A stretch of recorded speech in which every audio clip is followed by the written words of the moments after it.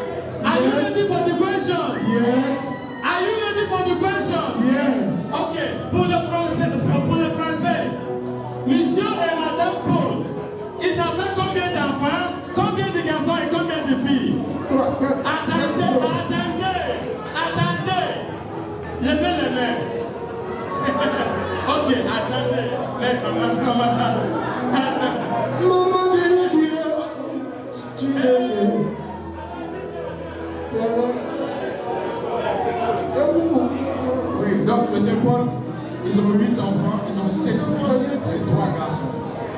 Est-ce que vous pouvez apprécier? Il a eu une réponse. Il a eu. Où est le cadeau? Où est le cadeau?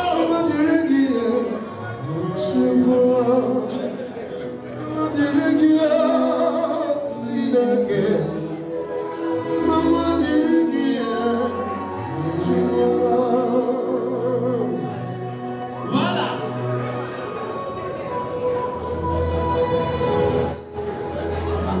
Just now. For the first the buy. I want to find you to get that. I don't know so but I got here so Isaiah. In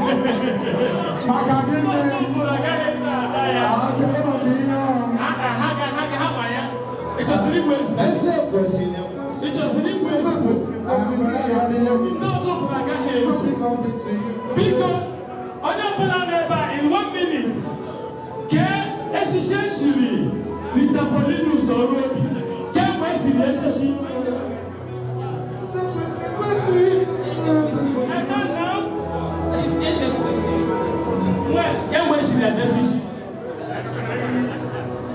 Last year. December.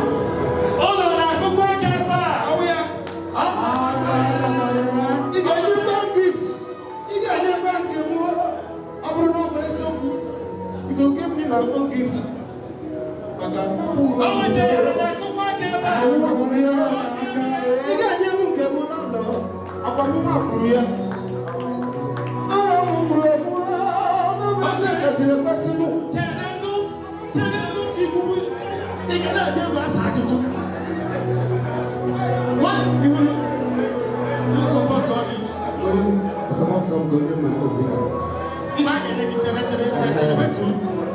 Because we are going into another stage of this program where we are going to pray for the celebrants. Actually, we are on number 6. Very soon we will get to. Sorry, sir. We are on number 6 because we are calling on the man of God that is here to come over. The man of God that is here, please. And Pastor Ben will be around. Amen.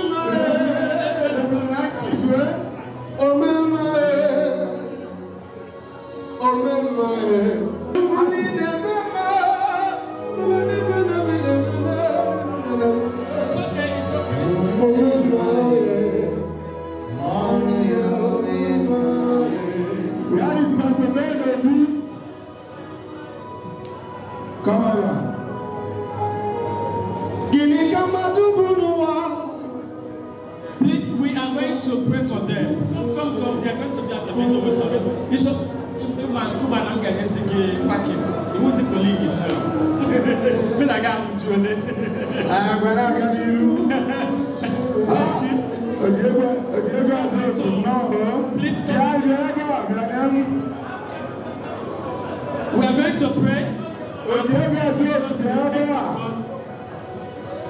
Happy Akokele chanting Madonna. We are going to pray for him and declare the words of the Lord over his life as he has entered into his 50th year. And we are going to ask Pastor Camille to lead the prayer.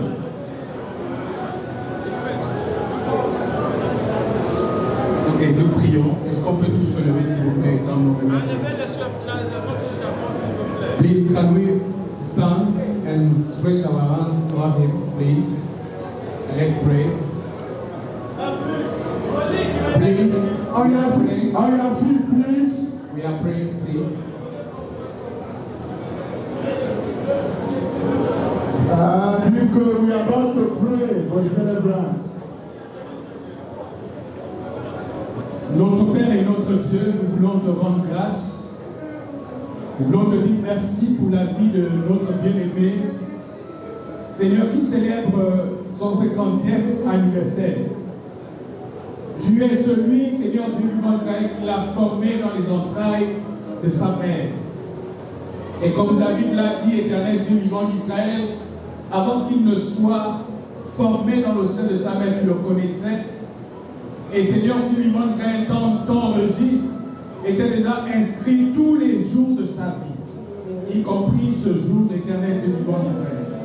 Nous voulons nous associer, Seigneur, au Dieu, en tant que communauté, en tant que ses frères, en tant que Seigneur Dieu vivant d'Israël, les hommes et les femmes qui l'aiment, et déclarer, Seigneur Dieu vivant d'Israël, que cette année, Seigneur Dieu vivant d'Israël, qui marque le 50e anniversaire, ouvre la porte à plusieurs autres années dans le nom de Jésus. Nous déclarons, Seigneur Dieu vivant d'Israël, nous proclamons que nous nous retrouverons encore, Seigneur Dieu vivant d'Israël, pour célébrer le 75e anniversaire. Nous nous retrouverons, Seigneur Dieu vivant d'Israël, pour célébrer le 80e anniversaire. Nous nous retrouverons, Seigneur Dieu vivant d'Israël, pour célébrer ses 85 ans, pour célébrer ses 90 ans, ses 95 ans, Seigneur Dieu vivant d'Israël. Pourquoi pas 100 ans, Éternel Dieu vivant d'Israël. Nous déclarons, Seigneur, oh Dieu, que ce que tu as prévu pour lui s'accomplisse. Que ta parole, Seigneur Dieu vivant d'Israël, et ta volonté dans sa vie et dans la vie de sa famille soit oui et amen dans le nom de Jésus-Christ de Nazareth. Nous les entourons d'une haie de protection. Nous déclarons, Seigneur, oh Dieu, que tous les projets de l'ennemi, Seigneur Dieu vivant d'Israël, soient nuls et sans effet dans le nom de Jésus-Christ de Nazareth. Nous proclamons et déclarons, Seigneur, oh Dieu vivant d'Israël, que tu rends sa tête encore dure au nom de Jésus-Christ de Nazareth. Et tu fais prier, Seigneur, ton visage davantage sur lui, Seigneur, sur sa femme, sur ses enfants, dans le nom de Jésus-Christ de Nazareth.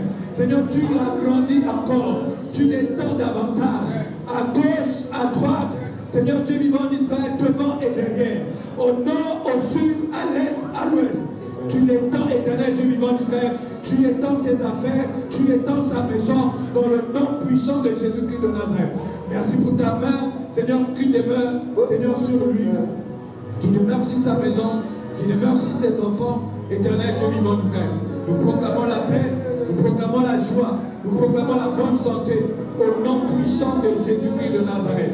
Nous déclarons que les désirs de son cœur soient accomplis, au nom puissant de Jésus-Christ de Nazareth. C'est notre prière, Éternel Dieu vivant d'Israël. Et tu as dit, si deux personnes, Seigneur, s'accordent sur la terre pour te demander quelque chose, quoi que la chose soit, tu le leur accordes. Et nous prions, Seigneur, ce soir, que nos prières montent à toi en faveur de M. Poli. Et vous nous posez du son, d'abord, on me connaît, ça va se poser du son. Et vous nous bénissez encore, venez à ton bon, à Hollandia, so, Managami.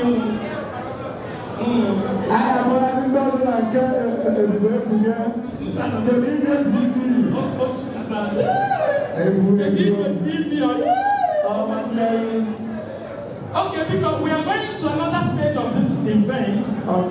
We have a question will be asked to the couple. asị na ọrụ di ya dị involved, nwunye ya ga-eweli isi elu. Ọ bụrụ na nwunye dị involved, di ya ga-eweli isi elu. So one person will answer regarding the question. So I na-achị ikwu now. But before I go there, I want you to know audience chọrọ ịjụ ha ajụjụ. I want anybody. Est-ce qu'il y a quelqu'un parmi nous qui voulait lui poser des questions? Le français. Est-ce qu'il y a quelqu'un ici qui voudrait poser une question à Monsieur et Madame Orubi? Hein? Tout de suite. C'est le moment. Hein? Amen. Ok. Parce que quand je vais commencer, when I will start, il faut pas. Okay, are you ready for the game? Audience, please. Audience, biko, ndị nọ n'azụ. Mere na ya ebere, biko. Biko,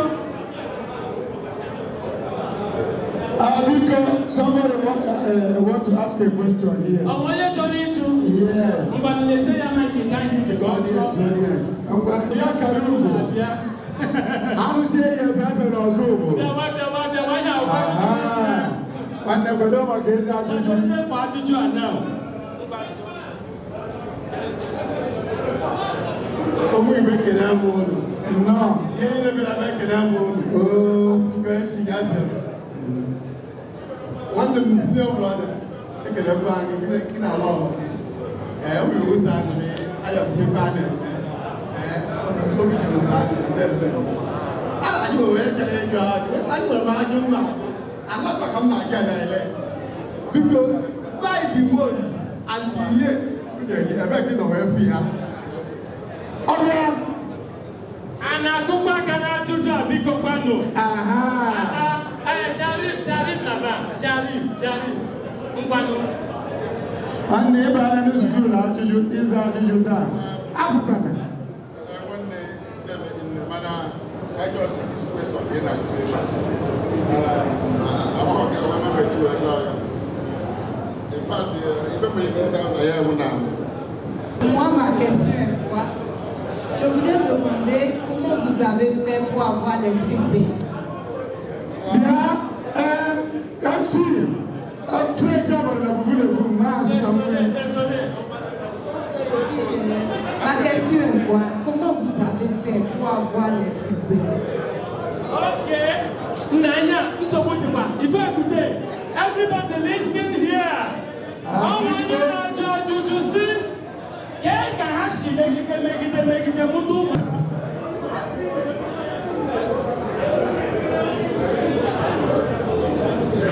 Nous avons prié à Dieu, mais son mari voulait dire quelque chose aussi.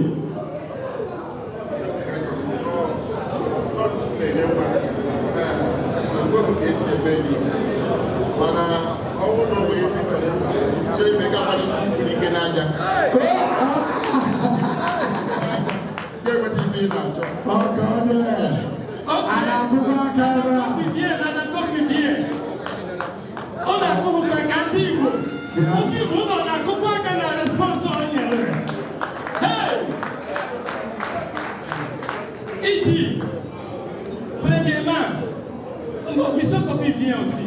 Monsieur Kofi vient. Il faut que tu... Voilà, vous devez être là quand on donne. Vous m'aviez, comme ça les gens vont pouvoir bien. Et aussi, je profite de vous dire, c'est elle la décoratrice. She is the one that decorated this place. Please celebrate her, celebrate her. Celebrate her. Oh, dear. Maman vient. Son mari dit, d'abord, que c'est Dieu qui donne l'enfant. Mais quand vous commencez à faire des choses, que le mission David devait m'expliquer sur le bio.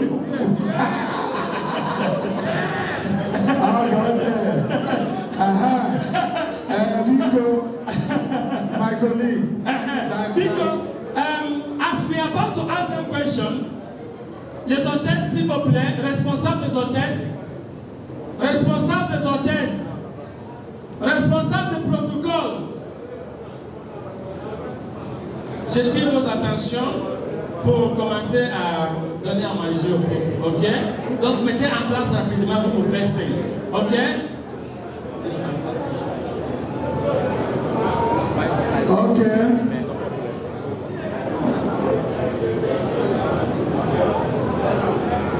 Ok, Biko. The program is coming for you to, the food will be eaten. Another question, I have here.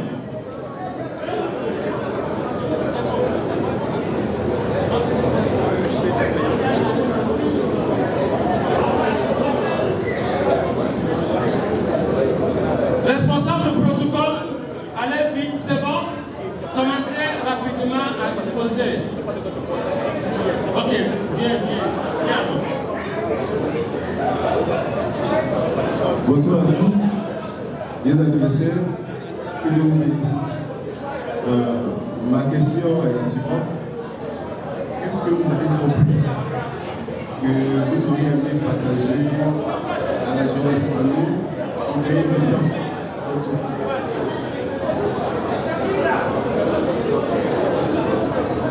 Qu'est-ce qu'ils ont compris qu'ils auraient aimé nous partager pour que nous puissions apprendre et gagner du temps? Dans les affaires, dans les procédures, dans la... Attends, Jean.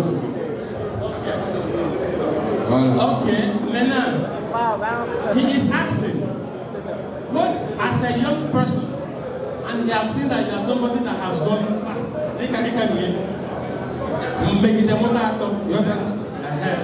So then,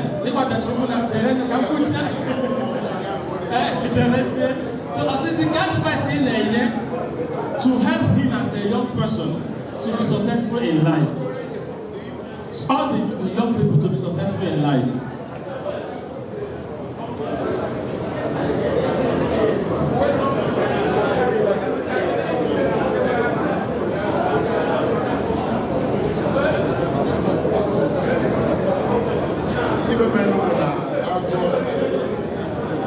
Audience, please.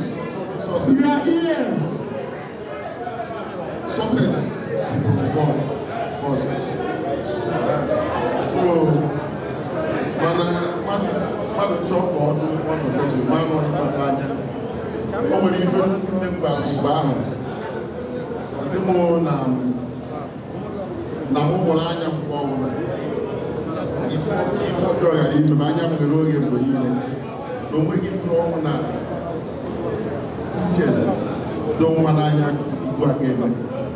So, the main thing about what is your care, what is fortune first.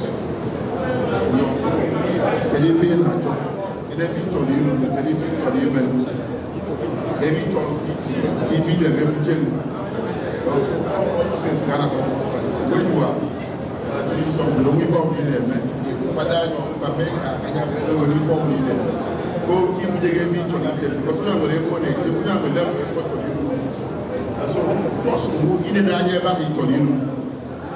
I don't see any again. But in Badania, so Badania is very important. Thank you. And we can have back it's a word of it's a word of encouragement. Oui, Monsieur Fulgence, Monsieur le Président, Président des enfants. Ah, il faut écouter. Il dit, d'abord dans la vie, il faut avoir un objectif. Dès que vous avez un objectif, il faut être focalisé. Parce que si vous êtes focalisé sur vos objectifs, et vous croyez à ce que vous voulez devenir, ça veut dire que vos avenirs, vous allez voir comment Dieu va accomplir ça dans vos vies. Pour lui, il est vraiment focalisé sur ses objectifs. C'est aujourd'hui, il voit le fruit de les bienfaits du Seigneur dans sa vie. Après, on a les French, on a pas. Hey! On a les French now. Il faut poser une question.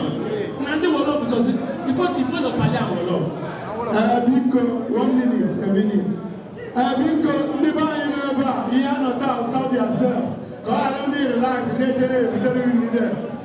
Turn by turn, it doesn't take for each or Biko, that is it. Alexi. Biko, Niba, il y a les poussis, il y a Nsala, il y en a de, comment on appelle encore, pistache. Et on a des farines là-bas, mon fort nouveau. Sauce de lait. Il y a encore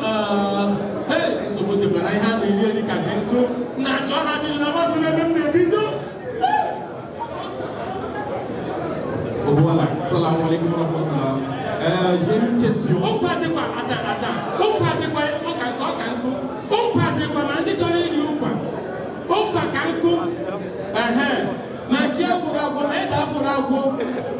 Away Burago, no Hebaka. J'ai une question.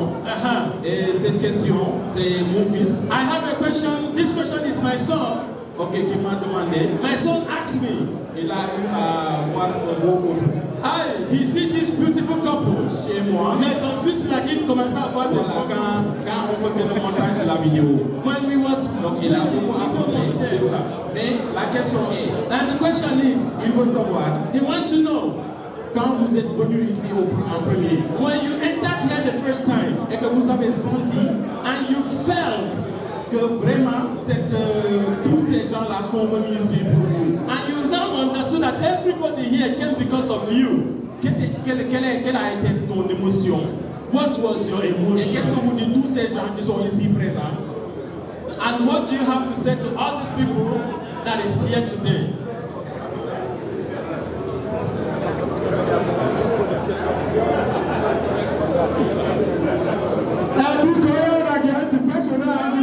The most important and interesting question to this our celebrant this night.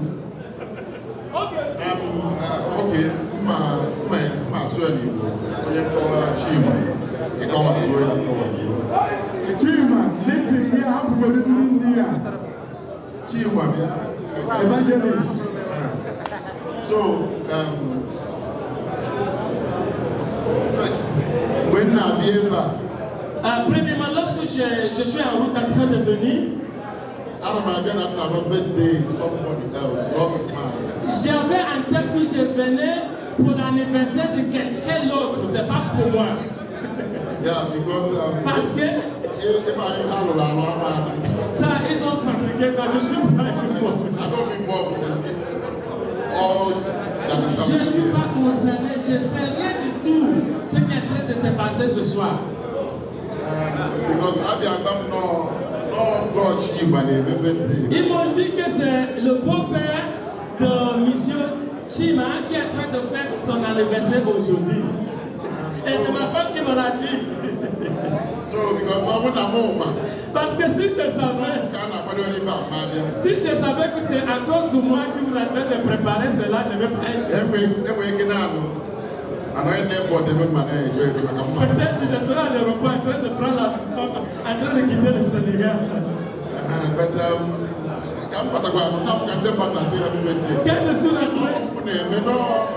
suis rentré, j'ai entendu les gens qui chantaient joyeux anniversaire. J'ai dit non, c'est pas mon anniversaire, c'est pas moi qui fais la fête, c'est le beau-père de Newman qui est en train de fêter son anniversaire. Sincèrement, si je sais que c'est moi, je ne serais pas là. Si je savais que c'est moi, je ne vais jamais être là. Personne ne va jamais m'amener ici. Mais à Dieu soit la gloire. Comme on est là, c'est bien organisé. Et je vois comment les choses sont en train de se passer.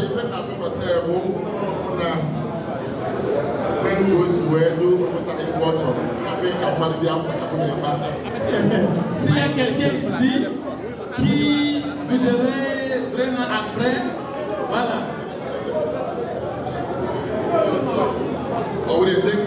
Merci beaucoup. C'est bon?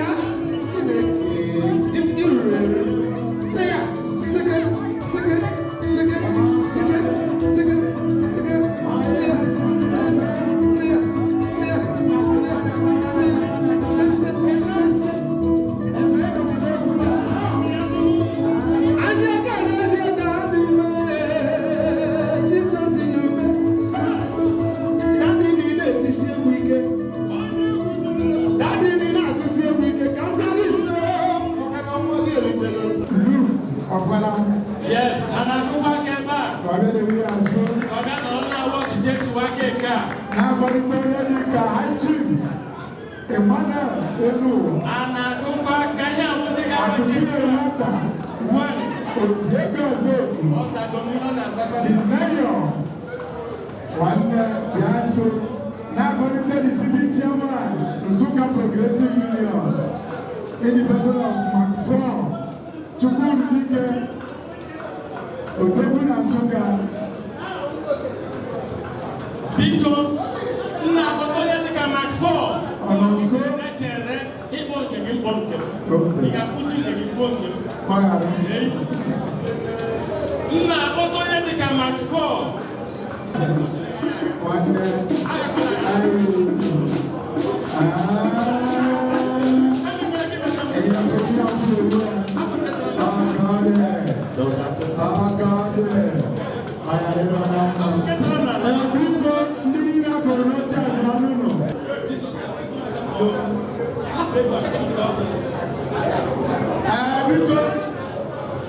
anyị mana lọbụ n'etiti mmadụ niile a lọbụ dị ya anyị eji afa Jizọs wee bido ma ọ bụ na ịfụ ana na-ebido ya wee kpọọ Jizọs I went in himself.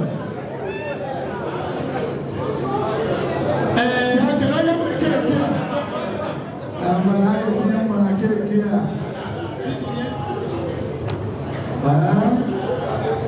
anyị tinye mma aka nwaanyị adị na aka nwoke adị maka Chineke bụrụ na anyị na-anọ n'elu mgbe niile.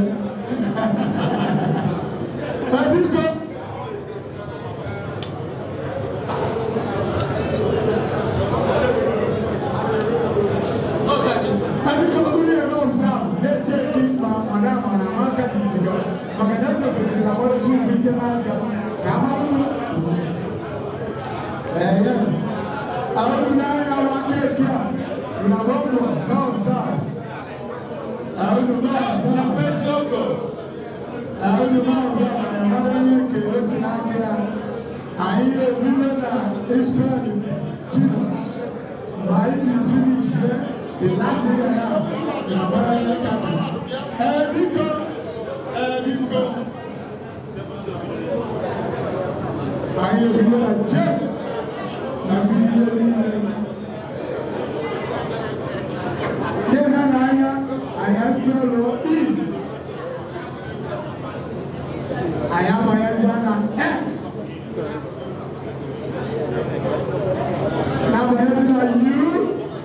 Onye ọbụla na-egosi anya na last. Kedu ọ dị ka aka eze kwesịrị na ama jijiji.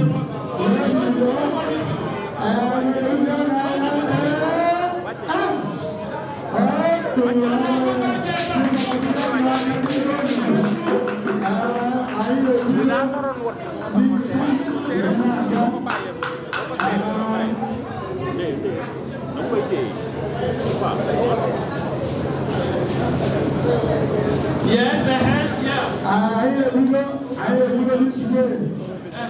Okay. The first citizen of Enugu, my hour can even now renew a year for days. I can add another one. I don't know what you have. You can you notice in here now? The way you is in there, today. And we are here today.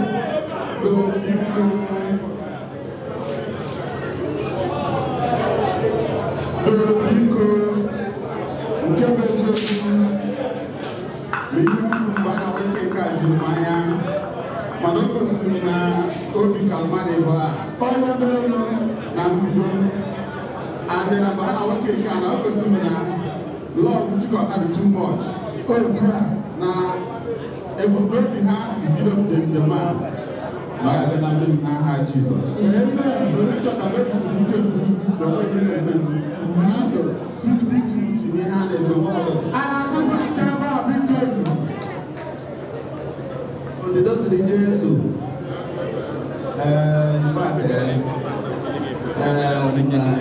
Anaghị na-amụta ọdịsi otu na o lere anya a na-awanye ọgwụ ihe mfụrụ bụ ịfụnanya. Otu a otu obi. Otu a na-eto otu obi n'oge gị otu obi. Ana akụkụdiri ya na akabiko ụlọ. Data otu obi ahụ eruru Kristo oge ruwa ntị ntị n'aha Jizọs. Gokwenu, gokwezonu, anyị agha na nwanne ya, gokwezonu obi n'ụtọ ahụ ya. Maka na ife mfere ebe a, nwanne ya obi ahụ. Gaa na awa keeki afọ n'efu n'anya akasị n'ike ebe ọ eziokwu. And ọkwa aka aka ka mmadụ amanyekwa n'etiti mmadụ na-abụọ biko. Otu a ka ọ dị. There's no space. Owekwe ada achịkwa otu a n'anya anyị gasịrị ike ana m asị ka Chukwu na-emekwusi ike na-eje n'aha Jizọs.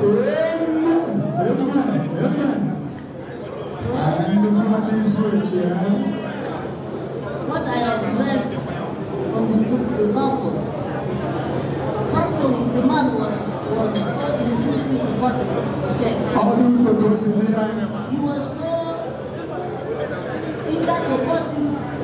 But because of the woman that behind the head, the woman was drawing him back, telling him to be patient, that everything will be fine. Because of two of them, even when they want to cut it, the woman hold the knife, but the man pressed it to that means that man's power and man's support will make the family of the woman to stand. Two of them, because of two of them joined together to do it, everything will go successfully, and God will establish His purposes upon their lives in Jesus' name.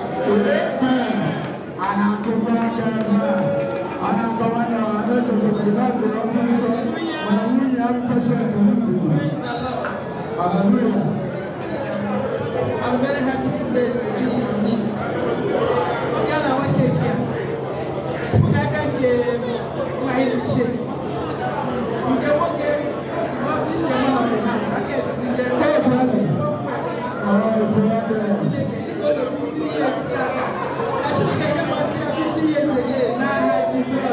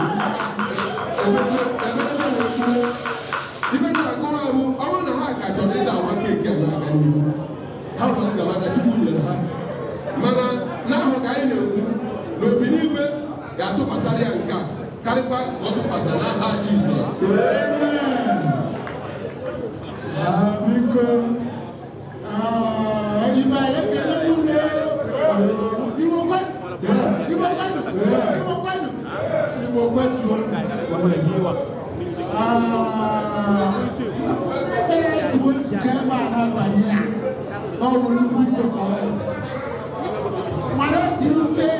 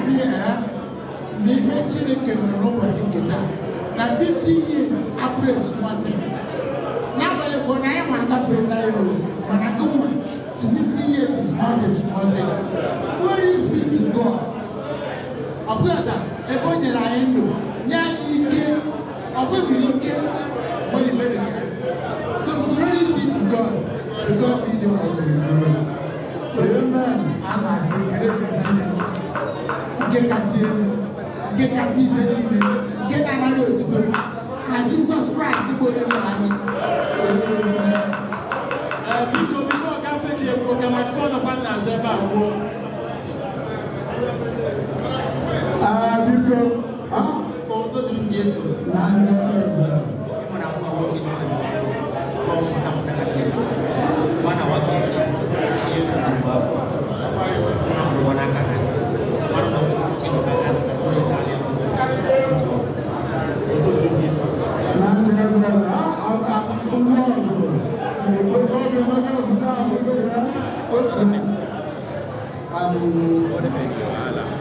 Mgbe a na-awa keke dịka ụmụnne metụtara ya aka, afụrụ mwetu n'ala, afụrụ nlagide, afụrụ n'ihu isi. Ihe na-ekwu tata anụmanụ dịka anyị nọ ihe a na-enwe ọṅụ. O nwere ihe kpatara anyị ji enwe ọṅụ a. Ihe kpatara anyị ji enwe ọṅụ a tata bụ na because na enwere nrube isi nwee mwetu n'ala nwee nkwenye. Ọ bịa kpatara anyị ji wee na-enwe ọṅụ a. And ọ ga-abụ ihe ga-akasị mma ma ọ bụrụ na anyị ga-amụta ihe ebe a were na and onweghị ihe ọzọ anyị na-atụ anyị ebe na anyị ga-amụta bụ na ọ bụrụ na okwu Chukwu na nwunye ya na-akọ nkọ na-anụ ọgụ, ihe dị otu agaghị adị tata. Ọ bikọs na adịghị mata na adịghị akọ nkọ anụ ọgụ na nwoke na-ebi ndụ o kwesịrị ka o bie, nwaanyị na-ebi ndụ o kwesịrị ka o bie. So n'isiokwu tata mana Chineke dịkọtasị na oge adịghọ. Nwoke mara ihe ọ ga-eme nwunye ya obi aja ma ya mee ya. Nwaanyị mara ihe ọ ga-eme ji obi aja ma ya mee ya. Ọ bụrụ na nwoke na-echi iti nwunye ya tata kwụsị ichi itie, nwaanyị na-echi iti di ya tata kwụsị ichi itie, ka udo welite, ka ịhụnanya welite, so na ebe na-enwe obe ọnọdụ ebe. Ọ bụrụ bikọs na anyị riri mmụọ kama na ọ ihe anyị na-apụta n'ime ihe a na-eme tata n'oge Chineke. Aha ji ụkọ ihe a gwara n'afa Jizọs.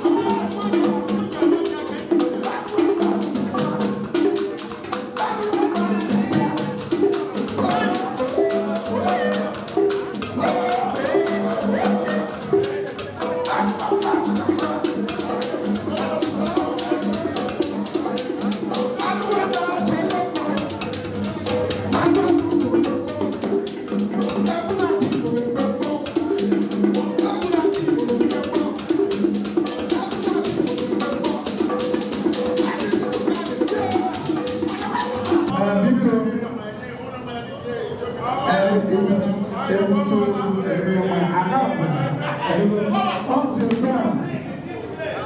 Aha.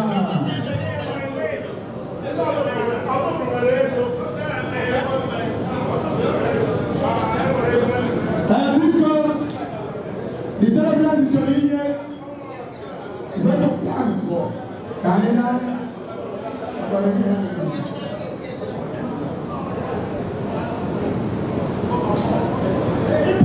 audience, please.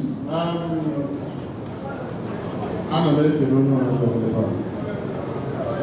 Asị udo tiri onye ọrụ dọrọ ebe a. Onye nkele onye ọrụ na agosipụta onye ọrụ ụbọchị nketa. Na-asị ka udo tiri onye ọrụ na dịka ọ na-ana ka Chineke nọnyere ya n'ụzọ abụọ ọzọ. Ma mbụ na-asị na onye ọbụla nke na-achọta ka ahụ eruo na ahọ ndụ Chineke nyere ya aka ekpere n'ụbọchị gara bụ ka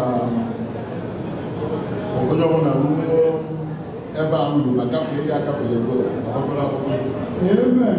So na-asị ka ụkwụ onye ji bịa wee na ụkwụ mmadụ n'ozu onye ahụ maka dịka m siri ghọta na ihe ọ na-emere ụbọchị ebetara ọfụma onye ekele onye ọbụla na akwụkwọ ji bịa ya ọ na-asị ka udo Chineke dị ya n'aha Jizọs.